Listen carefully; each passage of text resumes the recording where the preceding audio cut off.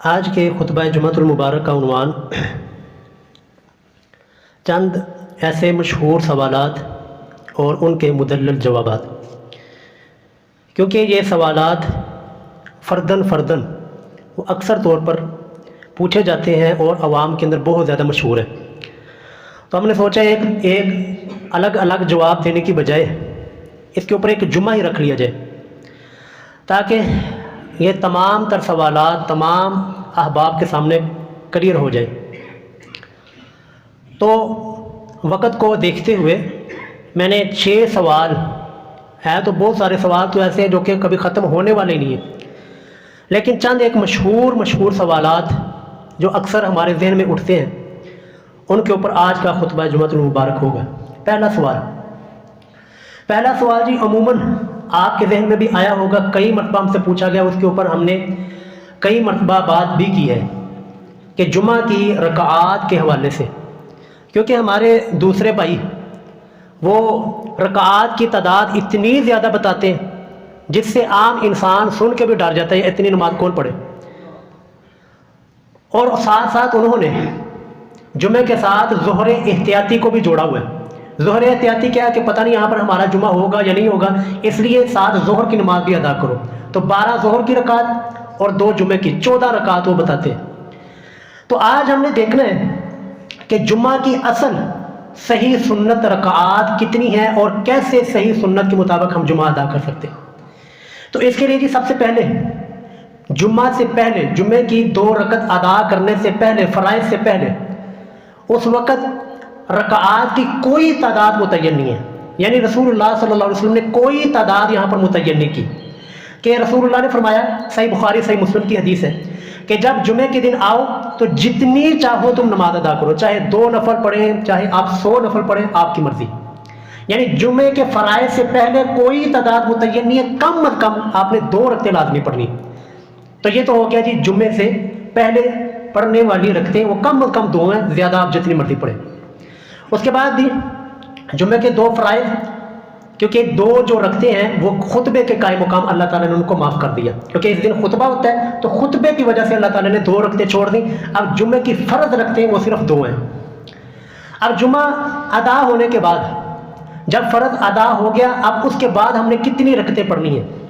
اس کے بعد جی صحیح بخاری اور صحیح مسلم کے اندر حدیث موجود ہے، یہ صحیح مسلم حدیث کا نمبر 2036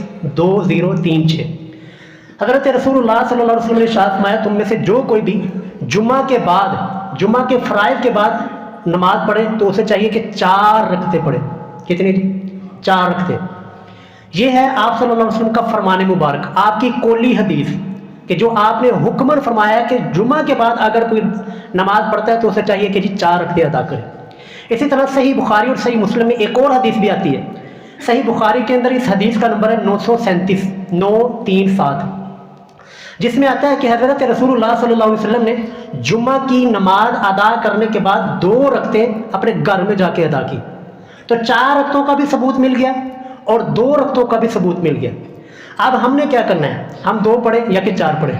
تو دونوں ہی سنتیں آپ صلی اللہ علیہ وسلم سے ثابت ہیں۔ علماء نے اس کی جو ہے نا وہ ترتیب اس طرح کی ہے کہ اگر آپ مسجد کے اندر آپ پڑھتے ہیں، جمعہ کے بعد کی جو سنتے ہیں مسجد کے اندر پڑھتے ہیں تو 4 پڑھ لیں، اس حدیث کے اوپر عمل ہو جائے گا جو کہ صحیح مسلم کے اندر موجود ہے۔ لیکن اگر آپ گھر میں جا کے پڑھتے ہیں تو گھر میں جا کے آپ 2 پڑھ لیں تو یہ صحیح بخاری کی حدیث کے اوپر عمل ہو جائے گا۔ لیکن اگر آپ دونوں کو ملا کر دونوں حدیثوں کے اوپر عمل کرنا چاہتے ہیں، 4 بھی پڑھنا چاہتے ہیں 2 بھی پڑھنا چاہتے ہیں، تو تب ہی آپ کے لیے آپشن موجود ہے۔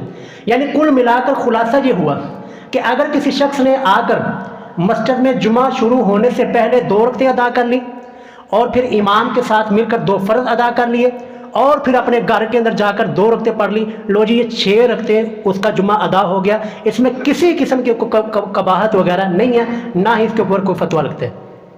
تو جمعے کی کم از کم جو رکھتی ہیں نا جی، کم از کم جو آپ کے لیے پڑھنا، میرے لیے پڑھنا وہ ضروری ہے، وہ کم از کم جی 6 رکعتیں آپ نے لازمی پڑھنی۔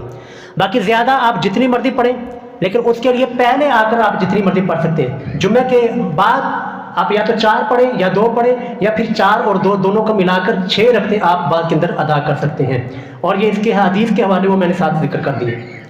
اس کے بعد یہ دوسرا اہم سوال جو کہ اکثر طور پر ہمیں اس مشکلات کا سامنا کرنا پڑتا ہے، اور بار بار ہمیں ہر نماز کے اندر اس کا اعلان کرنا پڑتا ہے. حالانکہ میں حیران ہوتا ہوں کہ ایک مسلمان کو کیا نماز کے وقت یہ یاد کروانا ضروری ہے کہ ہر نماز کے اندر ہم کہتے ہیں کہ اپنی شلوار اپنی پینٹ یا جو بھی چیز آپ نے پہنی ہوئی ہے وہ ٹخنوں سے اوپر کر لیں, ٹخنوں کو ننگا کر لیں. ایک مسلمان کو یہ ہر وقت اعلان کرنے کی ضرورت نہیں ہے. یہ ایک مسلمان کا کام ہے کہ وہ ہر وقت اپنی شلوار, اپنا تہبند, اپنی پینٹ وہ ٹخنوں سے اوپر رکھے. ہم سوچتے ہیں یہ کوئی معمولی گناہ ہے, ہم سوچتے ہیں یہ کوئی کام ہی نہیں ہے, یہ کوئی مسئلہ ہی نہیں ہے, یہ کوئی پریشانی نہیں ہے. اور یار آپ کی یہ سوچ ہے, آپ کا یہ سوچنا ہے کہ یہ کوئی مسئلہ ہی نہیں ہے. جبکہ صحیح بخاری کی حدیث ہے 5783 5783, حضرت رسول اللہ صلی اللہ علیہ وسلم نے ارشاد فرمایا جو کوئی بھی شخص, نماز کی بات نہیں ہو رہی جی, مطلقاً بات ہو رہی ہے کہ جو کوئی بھی شخص اپنی شلوار, اپنا تہبند وہ ٹخنوں سے نیچے لٹکاتا ہے, صرف نماز کے اندر نہیں کہ نہیں نماز کے اندر اوپر اٹھا لیا باقی سارا اوپر, باقی سارا دن وہ نیچے رکھتا ہے, بلکہ مطلقاً بات کی کہ ہر وہ شخص کہ جو کہ اپنی شلوار اور اپنی تہبند اور ٹخنوں سے نیچے لٹکاتا ہے, قیامت والے دن اللہ رب العالمین اس کو نظر رحمت سے نہیں دیکھیں گے. آپ کہتے ہیں کوئی مسئلہ ہی نہیں ہے, کوئی ٹینشن ہی نہیں ہے, اور رب اس کی طرف دیکھنا گوارا نہیں کرتے. آپ کہتے ہیں کوئی مسئلہ ہی نہیں ہے. اسی طرح صحیح بخاری کی ایک اور حدیث ہے 3485 3485, حضرت رسول اللہ صلی اللہ علیہ وسلم نے فرمایا اگلے زمانوں کے اندر بنی اسرائیل کے اندر ایک شخص تھا کہ وہ اس کی یہ روٹین تھی اور اس کی یہ عادت تھی کہ اپنی شلوار ٹخنوں سے نیچے رکھتا تھا.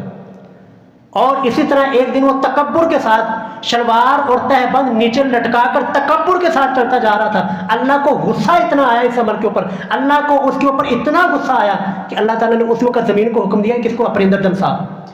اور رسول اللہ نے فرمایا اس وقت سے لے کر آج تک اور آج سے لے کر قیامت تک وہ زمین کے اندر دنستا جا رہا ہے. آپ کہتے کوئی مسئلہ ہی نہیں ہے, آپ کہتے کوئی پریشانی نہیں ہے, ہم کون سا وہابی ہیں. میں نے ایک شخص کو کہا کہ جی اپنی شلوار یا ٹخنوں سے اوپر کر لیں, وہ کہنا نہیں ایسی وہابی نہیں انہیں. یار یہ وہابیوں کا فعل ہے. یہ جس نبی کا ہم نے کلمہ پڑھا ہوا ہے, یہ جس نبی کے ہاتھ کے اوپر ہم نے بیعت کی اور قیامت کے دن جس نبی کی ہم شفاعت کے طالب ہیں, یہ اس نبی کی سنت ہے. یہ کسی وہابی کی کوئی سنت نہیں ہے. یہ ہمارے محبوب علیہ الصلوۃ والسلام نے فرمایا.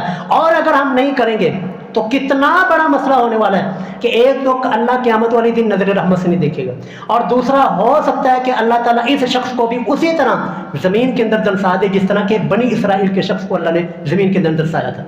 تو اس لیے یہ کوئی چھوٹا مسئلہ نہیں ہے, یہ کوئی چھوٹا گناہ نہیں ہے جس کو ہم نظر انداز کر دیں کہ یار کوئی مسئلہ نہیں ہے. تو یہ نماز کے لیے تو خاص اور خاص اس کی ضرورت ہے. سنن ابی داؤد کی حدیث ہے, حدیث کا نمبر ہے جی 4086 4086.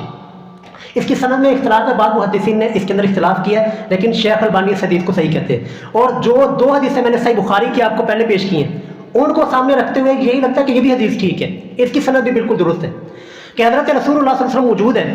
آپ صلی اللہ علیہ وسلم کی موجودگی کے اندر ایک شخص آتا ہے اور آ کر نماز ادا کرتا ہے. اس کی شلوار ٹخنوں سے نیچے تھی. ہم نے کہا کوئی مسئلہ ہی کوئی نہیں ہے, اس کی شلوار ٹخنوں سے نیچے تھی. آپ نے اسلام نے فرمایا تیری نماز بھی نہیں ہوئی, جا کے وضو بھی دوبارہ کر.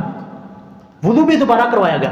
وہ کیا, دوبارہ وضو کیا, دوبارہ آ کر نماز ادا کی, نماز پھر اسی طرح ادا کی. ہم کہتے ہیں کوئی نہیں جی, رب کے سامنے جو کرے ہے, اللہ کے سامنے کھڑا, کوئی نہیں, جس طرح مرضی پڑھتا ہے پڑھنے دو. محبوب علیہ الصلوۃ والسلام کیا فرما رہے ہیں, دوسری مرتبہ آیا وہ شخص, اسی طرح نماز ادا کی, اسی طرح شلوار ٹخنوں سے نیچے. آپ علیہ السلام نے پھر دوسری مرتبہ فرمایا کہ تیری نماز نہیں ہوئی, نماز کو دوبارہ پڑھو. ہم کہتے ہیں کوئی مسئلہ ہی نہیں. پھر ایک صحابی پوچھتے ہیں یا رسول اللہ آپ یہ اتنی سختی کیوں فرما رہے ہیں, آپ یہ کیوں بار بار حکم ارشاد فرما رہے ہیں کہ تیری نماز نہیں ہوئی اور وضو بھی دوبارہ کروا رہے ہیں. تو پھر رسول اللہ صلی اللہ علیہ وسلم نے ارشاد فرمایا اللہ اس شخص کی نماز قبول نہیں کرتا جس شخص کی شلوار اور تہبند ٹخنوں سے نیچے ہو. سنن ابی داؤد حدیث کا نمبر جی 4086. تو اس لیے یہ کوئی عام معمولی مسئلہ نہیں جس کو ہم نظر انداز کر دیں کہ یار کوئی مسئلہ نہیں, کوئی ٹینشن نہیں. نہ, یہ سب سے بڑا مسئلہ ہے کہ نماز ہمیں عاجزی سکھاتی ہے, اور شلوار ٹخنوں سے نیچے رکھنا یہ تکبر کی علامت ہے. تو عاجزی اور تکبر ایک جگہ کے اوپر جمع نہیں ہو سکتے, یا تو تکبر یا عاجزی. نماز آتی ہے, ہم عاجزی کے ساتھ رب کے سامنے کھڑے ہوتے ہیں, اور رب کو سب سے بری عادت انسان کی یہ لگتی ہے کہ وہ انسان اپنی شلوار ٹخنوں سے نیچے رکھے. تو اس لیے جی یہ کسی وہابی کی کوئی سنت نہیں ہے, یہ کسی مولوی کی بنائی ہوئی سنت نہیں ہے, یہ ہمارے محبوب علیہ الصلوۃ والسلام کا فرمان ہے. اور اس کا نماز کے ساتھ کوئی تعلق نہیں ہے. نماز کے ساتھ اس کا خاص الخاص تعلق تو آپ کہہ سکتے ہیں، لیکن ایک مسلمان کے لیے ہر وقت ہر لمحہ یہ ضروری ہے کہ وہ اپنی شلوار اپنا تہ بگ ٹخنوں کے اوپر رکھے.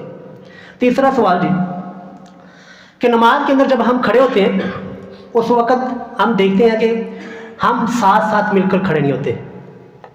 ہمارے نمازیوں کے درمیان کم از کم اتنا فاصلہ ہو سکتا ہے کہ کوئی دوسرا نمازی بھی درمیان کے اندر کھڑا ہو سکتا ہے. یہی وجہ ہے جی ہمارے آپس میں تعلقات درست نہیں ہیں. ہمارے اندر فرقہ واریت، لڑائی جھگڑے اور آپس کے اندر نفرتیں، کدورتیں، بغض اور عداوت ہمارے اندر ہے. کیوں ہے؟ اور یار کبھی اس کی وجہ کے اوپر بھی غور کیا ہے کہ ایک مسجد کے اندر ایک مسلک والے، ایک نبی کے ماننے والے، ایک قرآن کو ماننے والے، ایک رب کو ماننے والے، لیکن پھر کیوں اتنے فرقوں کے اندر بٹے ہوئے ہیں؟ کیوں آپس کے اندر اختلافات اور بغض اور عداوت اور کدورتیں کیوں ہیں؟ صحیح بخاری کی حدیث ہے، رسول اللہ صلی اللہ علیہ وسلم نے ارشاد فرمایا لوگوں صفوں کو ملاؤ نہیں تو اللہ تعالیٰ تمہارے دلوں کے درمیان تفریق ڈال دے گا. جو بندہ صف کو ملاتا ہے اللہ اس کے دلوں کو ملا دیتا ہے، جو صف کو توڑتا ہے اللہ ان کے دلوں کو توڑ دیتا ہے. یہ وجہ جی ہمارے درمیان آپس میں اختلافات نہیں ختم ہوتے، آپس کی لڑائیاں اور آپس کے بغض اور عداوت نہیں ختم ہوتے. کیوں نہیں ختم ہوتے؟ کیونکہ ہم نے نمازوں کے اندر صفوں کو ملانا چھوڑ دی. سنن نبی داؤد کی حدیث ہے جی 662 حدیث کا نمبر ہے. رسول اللہ صلی اللہ علیہ وسلم نے اسی طرح ارشاد فرمایا کہ نمازوں کے اندر صفوں کو ملاؤ اور درمیان کے اندر فاصلہ نہ رکھا کرو. اگر نہ ملایا تو یا پھر اللہ تعالیٰ تمہارے دلوں کے درمیان تفریق ڈال دے گا، تمہارے دلوں کے اندر اللہ نفرت ڈال دے گا. صحابی کہتے ہیں جب ہم نے رسول اللہ کا یہ فرمان سنا تو ہم صف ملانے کے اندر اس طرح ہم اہتمام کیا کرتے تھے کہ ہمارا ٹخنا دوسرے صحابی کے ٹخنے کے ساتھ، ہمارا گھٹنا دوسرے صحابی کے گھٹنے کے ساتھ ملا ہوا ہوتا تھا. اس طرح صحابہ کرام کی صفیں ہوتی تھی. اسی وجہ سے وہ رحماء بینہم تھے، آپس کے اندر محبت تھا، اتفاق تھا، سلوک تھا، کیونکہ وہ صفوں کو ملایا کرتے تھے. آج ہم ٹوٹے ہیں، آج ہمارے اندر فرقہ واریت کی لعنت وہ ہمارے اندر کوٹ کوٹ کے بھری ہے. ہر فرقہ دوسرے کو کافر، مشرک اور پتہ نہیں کیا کیا کہہ رہے ہیں، ایک دوسرے کے اوپر کفر کے فتوے کیوں ہیں؟ کیونکہ ہم نے صفوں کو ملانا چھوڑ دیا. تو اس لیے یہاں پر ایک غلطی ہم سے بھی ہوتی ہے. رسول اللہ کی حدیث ہم آمنا وصدقنا، رسول اللہ کا فرمان آمنا وصدقنا، لیکن یہ غلطی ہم بھی کرتے ہیں. ہم پاؤں ملانے کے اندر دوسرے شخص کے اوپر زبردستی کرتے ہیں. یہ چیز جو ہے نا یہ بھی اسلام اس سے منع کرتا ہے. کیسے؟ تو پاؤں ملانے کیسے؟ تو جو جی میری طرف حضرات توجہ رکھیے گا کہ امام جہاں پر کھڑا ہوا نا، امام کے پیچھے اگر آپ امام کی دائیں جانب کھڑے ہوئے ہیں یا امام کے آپ بائیں جانب کھڑے ہوئے ہیں تو آپ نے امام کی طرف ملنا ہے، آپ نے امام کی طرف پاؤں کے ساتھ پاؤں ملانے. یعنی کہ مثلاً آپ اس طرف کھڑے ہوئے ہیں نا امام کے، تو آپ نے اس طرف والا جو شخص ہے اس کے ساتھ پاؤں کے ساتھ پاؤں ملانے.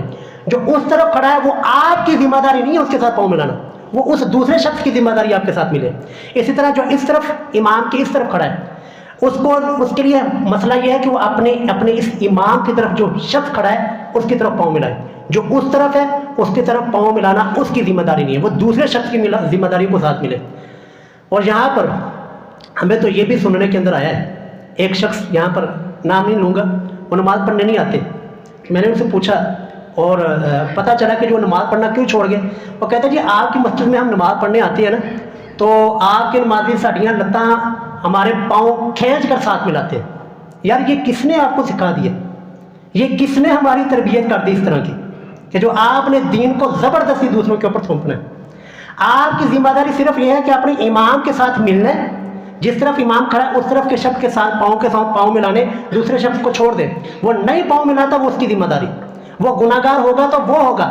آپ نے اگر یہ اس طرح سختی کی، دیکھیں یہ نمازیت چلا گیا. ہمارے اندر یہ بھی نا کہ جڑا پہلے دن آیا نا اب وہ امام بخاری بن کے نکلے نا سر. اس طرح ہم نے کر کے نا کئی نمازی ہم نے اپنی مسجد سے بگائے، سختیاں کر کے. یہ سختی لا اکراہ فی الدین، یہ دین تو سختیوں کا نام تو نہیں ہے. دین تو ہمیں سختیوں کا درس نہیں دیتا کہ آپ نے پاؤں کھینچ کر ساتھ ملانے یا اس کو کھینچ کر اپنے ساتھ کرنا ہے. اس کو آپ نے پیار محبت کے ساتھ دعوت دینی ہے. پیار محبت کے ساتھ وہ مانتا ہے ٹھیک ہے، نہیں مانتا اس کی مرضی. اللہ رب العالمین نے سورۃ النساء کے اندر نا صحابہ کرام کا ایک واقعہ بیان کیا ہے، بڑا ہی دردناک واقعہ. صحابہ کرام جا رہے ہیں، سورۃ النساء آیت نمبر 94 ہے. صحابہ کرام جا رہے ہیں اور جاتے ہوئے انہوں نے ایک چرواہے کو دیکھا کہ وہ جو بکریاں چرا رہا تھا اور اس وقت جنگی حالات تھے. اس نے السلام علیکم کہا. صحابہ کرام نے کہا یہ تو ڈر کے کہہ رہا ہے اور موت سے بچنے کے لیے کہہ رہا ہے. صحابہ کرام نے اس کو قتل کر دی. اللہ رب العالمین کو اس بات کے اوپر اتنا رنجش ہوئی کہ اللہ رب العالمین اسی وقت قرآن نازل فرما کر محمد رسول اللہ پہ نازل فرمایا اور ساتھ اللہ نے تنبیہ کی. اللہ رب العالمین فرماتے ہیں کہ تم نے ایسے ہی بغیر تحقیق کے ایک بندے کو قتل کر دیا. کذالک کنتم من قبل، اسی طرح یہی حالت تمہاری بھی تھی کہ تم نے بھی ایک زمانے کے اندر کافر رہے تھے، تم بھی ایک زمانے کے اندر اسلام کے دشمن تھے، لیکن اللہ نے تمہیں ہدایت عطا فرما دی. اب اس ہدایت کا یہ مطلب ہے کہ تم دوسروں کو قتل کرنا شروع کر دو. سیم یہی جملہ جو میں آپ کو کہوں گا جو ہمارے استاد ہمیں کہا کرتے تھے کہ ہمیں مخاطب کر کے کہا کرتے تھے، اگر اللہ نے آپ کو ہدایت دے دی ہے نا، اب مذہبی فرعون نہ بنے.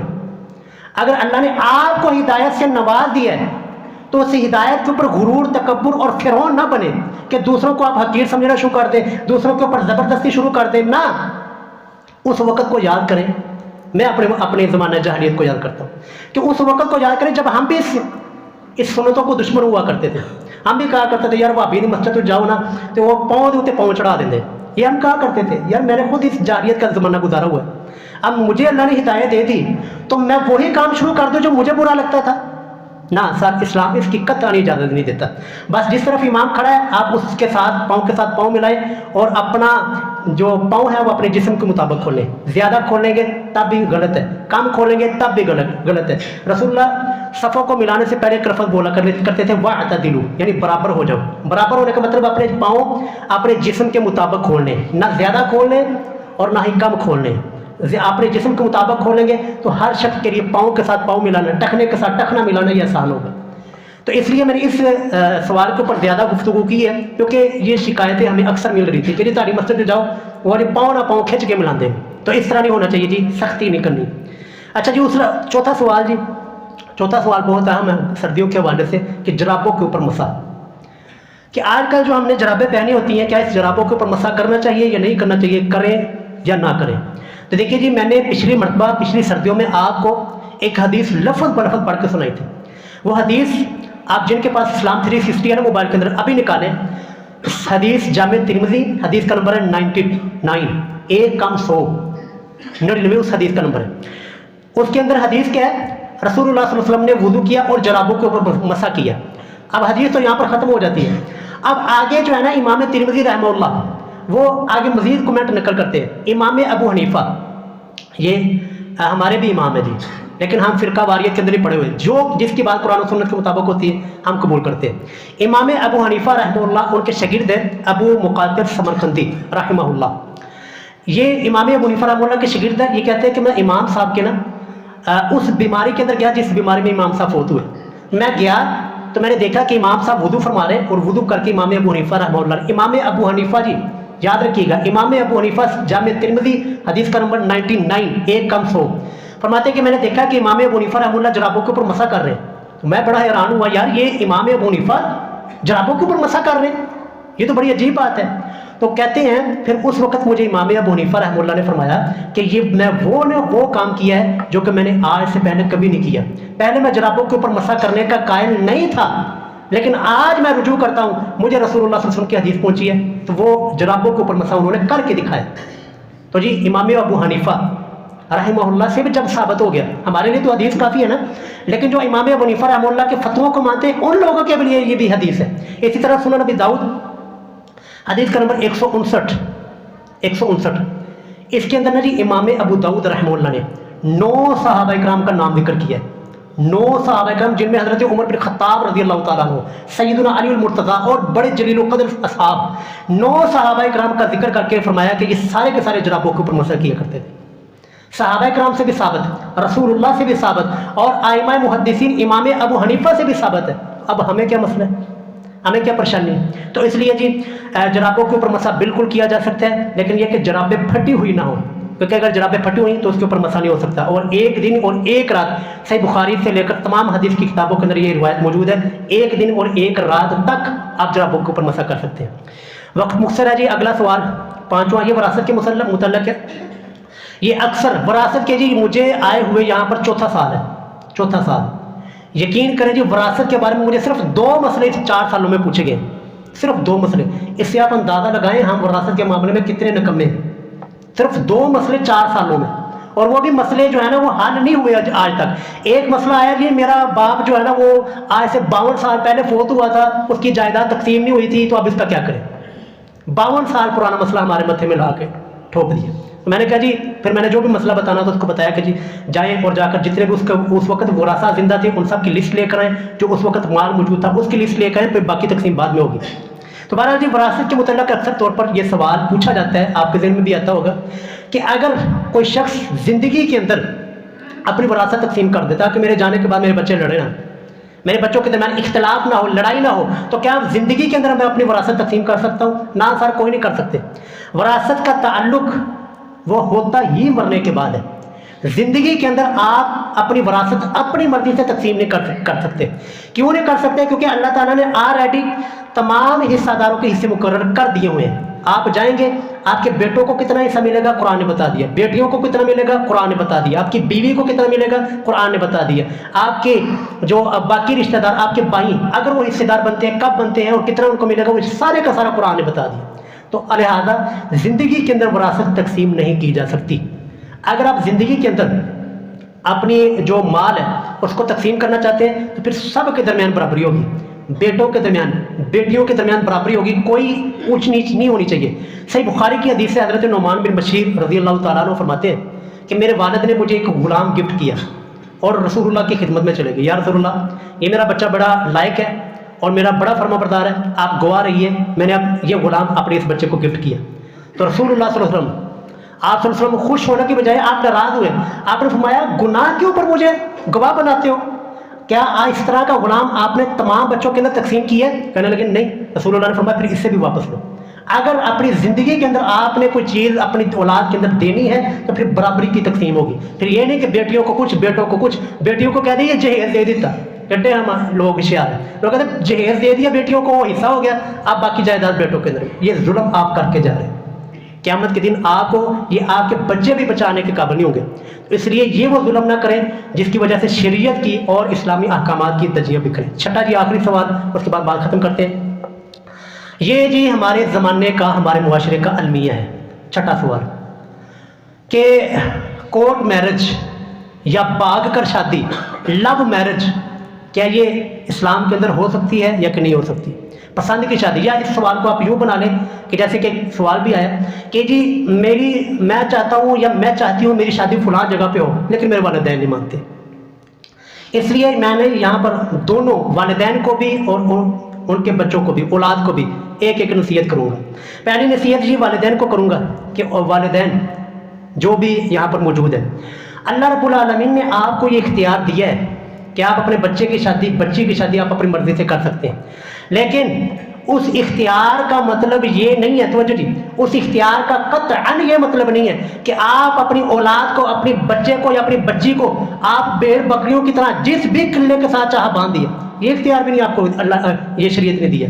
یعنی اسلام نے یہ دونوں کو, والدین کو اور بچوں کو, کھلا نہیں چھوڑا ہوا ہے. والد کے ہاتھ میں اگر شریعت نے یہ اختیار دیا ہے, شریعت نے اگر باپ کو امین بنایا ہے بچے یا بچی کا, تو ساتھ شرائط بھی لکھی ہیں, شرائط بھی ساتھ بتائی ہیں کہ شریعت نے بتایا ہے کہ جب بھی اپنے بچے کی یا بچی کی شادی کرنی ہے تو بچے یا بچی کی رضامندی لازمی پوچھنی ہے.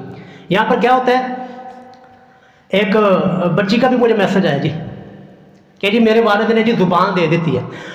آج کے زمانے کے اندر ہی آپ یقین کریں کہ سینکڑوں نہیں کروڑوں لڑکیاں ایسی ہیں جو زندگی نہیں گزار رہی, وہ اپنے باپ کی پگڑی بچا رہی ہیں, وہ اپنے باپ کی دی ہوئی زبان اس کو گزار رہی ہیں, اپنے باپ کی دی ہوئی پگڑی وہ گزار رہی ہیں, اپنی زندگی نہیں گزار رہی.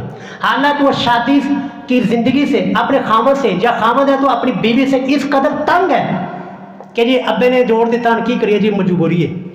یار آپ کو شریعت نے یہ تو نہیں کہا اپنی اولاد کو بھیڑ بکریوں کی طرح جہاں دل چاہا اور جس قلعے کے ساتھ چاہا باندھی. یار اپنی آپ کی اولاد ہے, وہ کوئی بھیڑ بکری یا کوئی بھینس, کوئی جانور نہیں ہے کہ جس کے ساتھ چاہا باندھی ہے. نہ, صحیح یہ حدیث ہے جی صحیح بخاری کی, اس کے متعلق یہ صرف والدین کے لیے جی.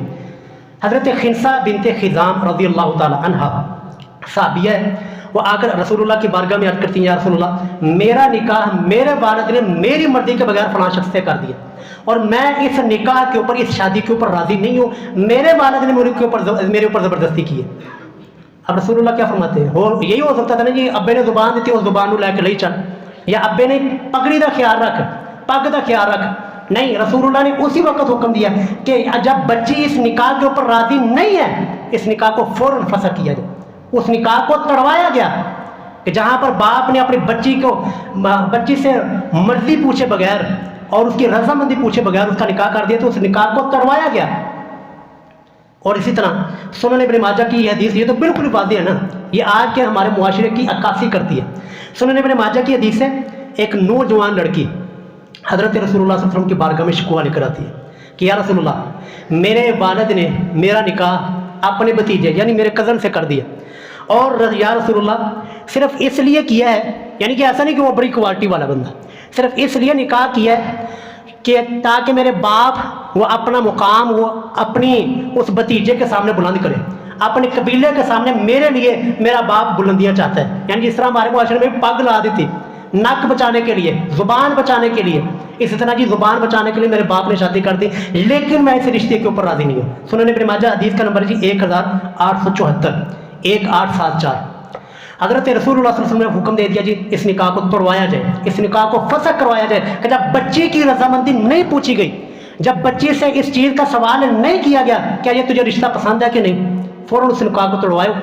लेकिन बच्ची को उस वक्त तरस आया, कहने लगी या रसूलुल्लाह, मैं अपने बाप के किए हुए निकाह के ऊपर राज़ी, लेकिन मैं ये मसला इसलिए आपसे पूछा क्या औरतों का इस निकाह के अंदर कोई इख्तियार भी है या कि नहीं, ताकि दुनिया वाले ये सुन लें और दुनिया वालों के सामने ये बात आ जाए कि औरत और बच्ची ये कोई भेड़ बकरी नहीं है कि जिसको जिस किले के साथ चाहे बांध दिए, उसकी मर्जी ज़रूरी है, उससे पूछना है, उसके साथ मुकम्मल तौर पर उसको अपनी रजामंदी के साथ लेकर चलना इस मामला को। ये तो जी वालिदैन के लिए नसीहत थी कि आप अपनी मर्जी को अपने बच्चों के ऊपर न थोपे वाले, और बच्चों के लिए ये नसीहत है जी, एक तो स्पीकर आज बड़ा तंग कर रहा है जी, बच्चों के लिए ये नसीहत है जी जो यहाँ पर बच्चे मौजूद हैं कि आओ अजीज़ बच्चों, जो आप सोचते हैं ना कि शादी जिस चीज़ का नाम है, शादी हरगिज़ उस चीज़ का नाम नहीं है, और जो ज़माना या जो तजर्बा आपके वालिदैन को है ना वो आपको नहीं है, क्योंकि आपने तो शादी किसी और चीज़ का नाम समझा हुआ है, लेकिन आपके वालिदैन को पता है, आपके वालिदैन एक ज़माना देखा हुआ, लोगों से मिले हुए, तजर्बा है उनका और एक उम्र उनकी गुजारी हुई है, वो सही आपके लिए पसंद कर सकते हैं कौन सी चीज़ आपके लिए अच्छी है, कौन सी चीज़ आपके लिए बुरी है। इसलिए अगर वालिदैन वो कोई चीज़ आपके लिए पसंद कर रहे हैं, लड़की है तो लड़का पसंद कर रहे हैं, अगर लड़का है तो लड़की पसंद कर रहे हैं आपके लिए, तो जी सिर सुट के उनकी बात को मान लें। और इस आयत के ऊपर ज़रा गौर कीजिएगा, फ़असा अन तकरहू शैअन व यजअल अल्लाहु फ़ीही खैरन कसीरा, अनकरीब है कि तुम किसी चीज़ को नापसंद करते हो और अल्लाह उसमें खैर कसीर रख दे, अल्लाह उसके अंदर बरकतें ही बरकतें डाल दे।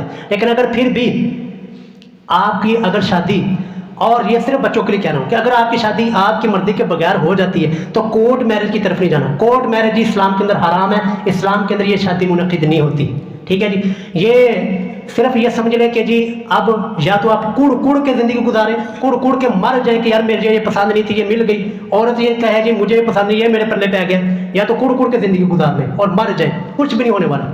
या फिर ये है कि अपने बाप की, अपने वालिदैन की रजामंदी के ऊपर राज़ी हो जाए और क़यामत वाले दिन रब के सामने जाकर कहे कि यार रब्बी ए बंदा मैंने कोई पसंद नहीं थी, यार रब्बी ये लड़की मुझे कोई पसंद नहीं थी, लेकिन तेरी रज़ा की खातिर यार रब्बी हमने ये ज़िंदगी गुजारी है, तेरी रज़ा की खातिर हमने निभाया है।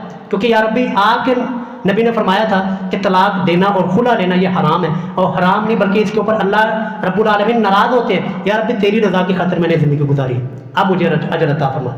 उम्मीद है कि जी अल्लाह रब्बुल आलमीन की तरफ से इंशाअल्लाह आपकी तरफ से अजर पक्का है। यही चीज़ मैंने अपने घर वालों को भी यही की कि पता नहीं मैं तुझे पसंद हूँ कि नहीं और मुझे तू पसंद है कि नहीं। अब यही कि जी या तो कुड़ कुड़ के मर जाएँ कि जी एक मेरे कल्ले पल्ले की पैगी, वो सोचे ए मेरे पल्ले की पै गया, या फिर ये कि हम सब्र शुक्र के साथ ज़िंदगी गुजारें और रब के साथ बारगाह में जाकर रखे यार भी मेरी एक पसंद नहीं थी लेकिन हमने ज़िंदगी गुजारी है, अब हमें इसका अजर अता फरमा। अल्लाह रब्बुल आलमीन से दुआ है कि जो भी हमने इन मसाइल को सीखा है, पढ़ा है, आपको सुनाया, अल्लाह इसके मुताबिक हम अमल करने